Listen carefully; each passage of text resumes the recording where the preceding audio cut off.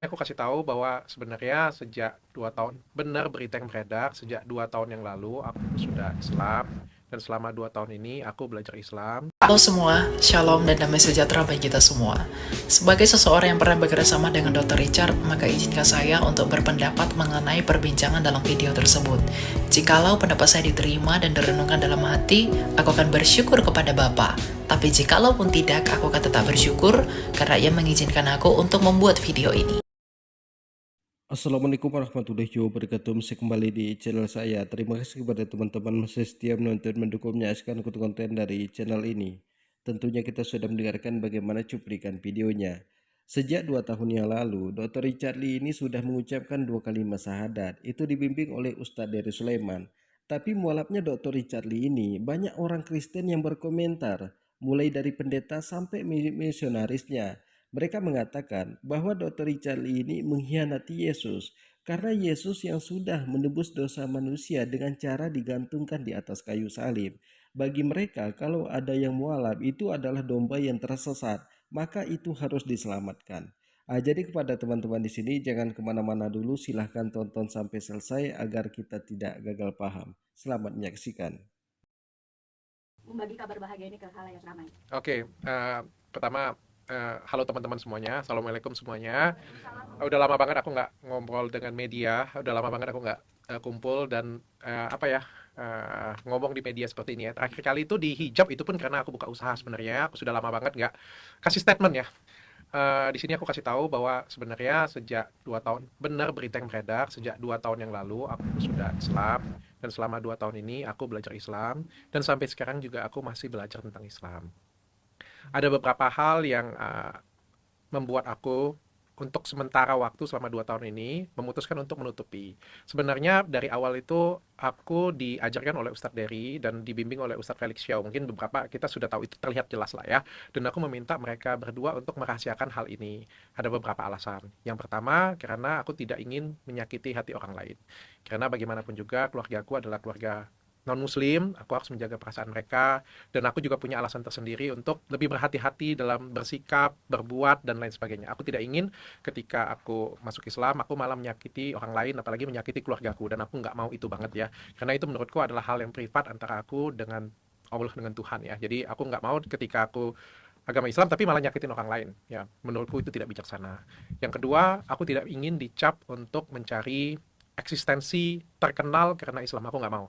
Aku bilang dengan Ustadz Felix Xiao, itu sebenarnya ada di, aku nggak tahu ya, episode 1 atau episode 2, karena kemarin kita ada take episode lagi. Aku ada ngomong dengan beliau, itu 1 tahun yang lalu ya, 1 tahun yang lalu aku ngomong bahwa aku tidak ingin dikenal karena aku tuh Islam, karena aku mualaf, aku nggak mau. Aku pengen dikenal karena prestasi aku pengen dikenal karena karya aku pengen dikenal karena memang diriku. Dan agama itu adalah privat aku dengan Tuhan. Yang ketiga, aku pengen kasih edukasi ke masyarakat tentang agama Islam. Aku pengen ikut berdakwah, tapi dengan caraku. Aku kan bukan ustadz, ilmu keagamaanku juga rendah banget.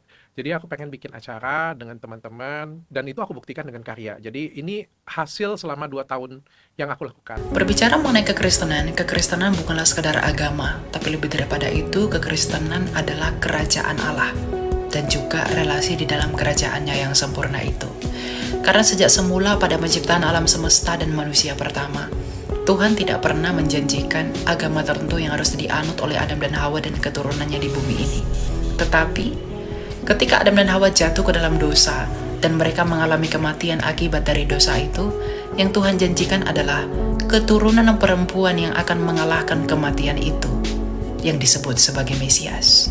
Maka tak heran semua para nabi dan seluruh kitab suci yang ditulis oleh para nabi sejak zaman Musa bernubuat mengenai kedatangan Mesias yang akan mengalahkan kematian itu.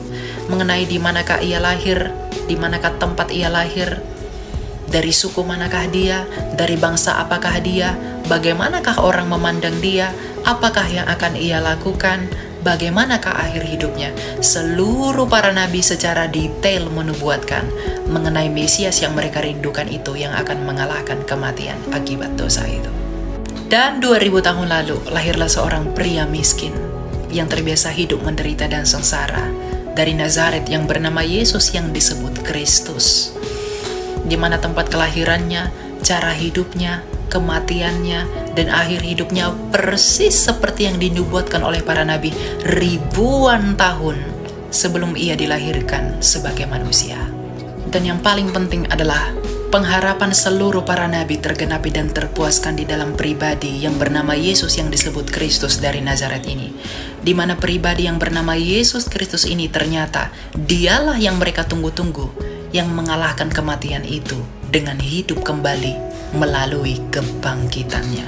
Melalui kebangkitan pria yang bernama Yesus Kristus ini, kematian dan kuasanya telah dikalahkan oleh Kristus. Di mana terkalahkannya kematian dan juga kuasa dosa melalui kebangkitan Yesus Kristus menjadi kabar sukacita dan angin segar bagi seluruh keturunan Adam di bumi ini. Di mana seluruh keturunan Adam yang telah berdosa dan harus mengalami kematian kekal, kini memiliki pengharapan kehidupan kekal melalui iman kepada Dia yang telah mengalahkan kematian itu, yaitu kebangkitan Yesus Kristus. Jadi kita sudah dengarkan ya bagaimana pesan dari Elia Miron ini untuk Dr. Richard Lee, bahwa bagi mereka Yesus itu digantungkan di atas kayu salib untuk menebus dosa manusia. Padahal Yesus sendiri tidak pernah mengatakan dia itu menebus dosa manusia. Ketika disalibkan, Yesus pun merasa sangat ketakutan. Bagaimana mungkin dia ini dikatakan menebus dosa manusia? Lalu dari mana asal-usulnya Yesus ini dikatakan penebus dosa manusia? Ini kan ulah Paulus. Jadi Paulus mengatakan, dengan cara digantungkan Yesus di atas kayu salib, maka Yesus itu pertama menebus dosa manusia, menghilang hukum Taurat, menghilang kutukan. Jadi ini perkataan Paulus, bukan perkataan Yesus. Sedangkan Yesus tidak pernah mengakui Paulus ini sebagai rasul. Bahkan para rasul yang lain tidak pernah mengakui Paulus ini sebagai rasul. Jadi bagaimana mungkin Yesus itu dikatakan menebus dosa manusia?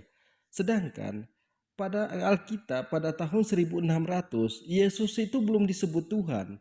Masih disebut dengan kurios. Kurios itu Tuhan, Theos itu Tuhan. Masih menggunakan kata kurios yaitu Tuhan. Kemudian pada tahun 1700 mereka ini mengubah dari kurios menjadi Theos, dari Tuhan menjadi Tuhan. Jadi mereka itu mengubah firman Tuhannya. Kemudian mereka mengatakan bahwa Yesus itu adalah Tuhan. Padahal kalau kita bahas di dalam Alkitab, Yesus tidak pernah mengatakan dirinya Tuhan. Tapi kalau kita bahas tentang ilmu pengetahuan, maka Alkitab ini bertentangan dengan ilmu pengetahuan, dengan sains, teknologi, embriologi. Bahkan Alkitab ini bertentangan dengan ilmu modern. Nah, jadi kepada teman-teman di sini, Yesus tidak pernah mengatakan dirinya Tuhan, tapi dia mengatakan bahwa dia utusan, bahwa dia itu hanya manusia biasa, bahwa dia itu hanya nabi. Jadi kepada teman-teman di sini mungkin cukup sekian. Assalamualaikum warahmatullahi wabarakatuh.